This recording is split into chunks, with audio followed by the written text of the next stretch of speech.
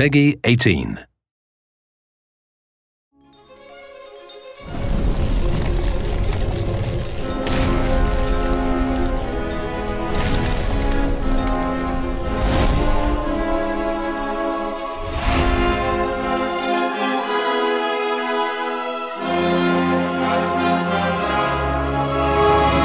There's this tremendous amount of energy that's going into this project where people get so excited on a day-to-day basis, not only because we're the scope and the size of it, but also because we're crafting a new IP. The opportunity to design a fantasy world, an entirely new fantasy world, is really something I think not a lot of people in this business get to do. We didn't want this just to be another generic fantasy world. We really wanted to sing and show something that people hadn't seen before. One of the goals of the team has been to specifically say, oh, that's Reckoning. You know, we really wanted to have a signature style that was recognizable and that was carried through all the different elements of it. It's not just about making a great looking sword, for example. Like, it's got to be a sword that looks like it fits in the universe, but also works with these armor sets, that also works with these effects, that also feels like it's got some age and wear. And the beauty of it is that we've got all this fantastic material to draw from the lore that's been written and from the narrative designers, so that we can say, okay, this sword is not just a sword, but the glyphs on the sword actually mean something, and they're part of a language that was built. And the materials, if there's a gem in there, well, why does the color of that gem matter? It does. And a lot of games, it's not as deeply considered. We knew early on we really wanted a game that was colorful and lush. We felt that that was something that was really neat about our game. It set our game apart from other games in this genre. It fit right in line with R.A. Salvatore's line about, you know, when you ask someone to save the world, you want to give them a world worth saving. We really wanted it to have that dark storybook kind of sensibility to it, so that it wasn't trying to recreate reality. There was one piece that I did where it's sort of this large half-snake fish lady attacking a hero, and she's surrounded by these smaller kind of fishman soldiers, and they're in this swamp. And when you look at it, you can kind of tell, okay, there's a story here, and I want to know more about these creatures and these characters and what the environment is that they're in. There's two different directions that people generally take. Either really try to make it photoreal, or they try to design it, like design every element, and we went the second path. So the role of a concept artist is basically to take the initial ideas that come either out of brainstorming meetings or from designer documents, sort of visualize them in 2D.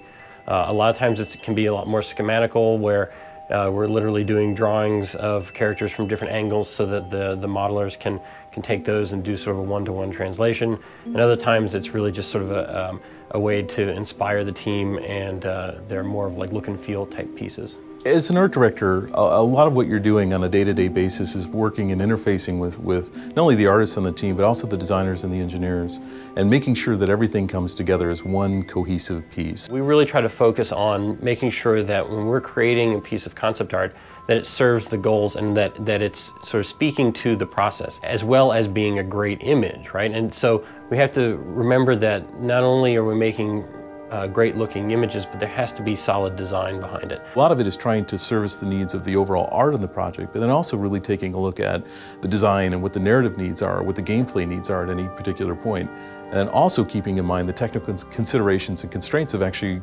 producing a game that we can put on a box that people can play. Not only do words tell the story of Amalur and the story of Reckoning, but the visuals tell stories. Specifically, we'll do things like stained glass windows that tell a story or fable that's told by generations of the Fae, or come into a dungeon, an ancient dungeon ruin. We leave clues as to, you know, who used to live in that place, and why did things go bad, and, you know, why is it now in ruins. We don't want to just sort of say, oh, it's just ruins, let's just make some crumbled rocks. We try to leave little visual clues of you know, what came before and how did things get the way they are. There's so much material in this project. It's hard for people to understand that are on the outside of this to really get a sense of like how many creatures we have in the game, how many armor sets, how many different places in the game that you can physically go to.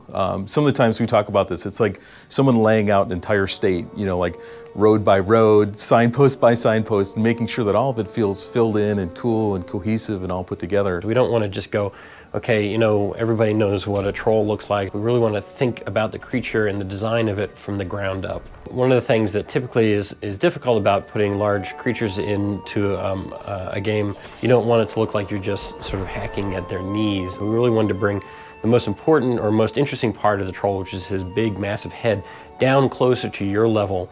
So he's this sort of this hulking beast who's stooped over, and he's got this really long, sort of massive looking jaw that just swoops down towards the player and has this really aggressive look to it. And the Bolgan, which are these big red, heavy-set creatures, is so well executed from, you know, the initial design document talking about what their backstory and their lore was, to the models, to the animation. I feel like he's so unique, and yet at the same time there are elements of things that we're familiar with, and so we know exactly what the Bolgan is when we see him. It makes you think of things that you're familiar with, but at the same time it challenges, you know, your preconceived notions of what fantasy is and should be, and it takes you to a completely different world.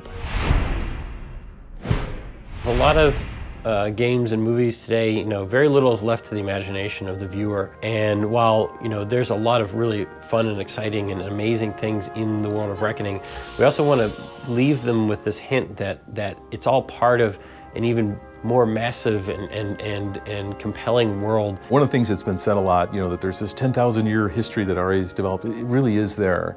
And if you go through and you play the game and you see all the individual bits and pieces and you start to talk to the individual NPCs in the game and read the books that are there, you start to realize, like, wow, they really did try to reference all that stuff. It really is in there to find. While we may not tell everybody everything, it makes people have questions in their mind and say, well, what is this world about? And what's the bigger story? And what else is going on here? Everything was considered. And I hope they walk away with that.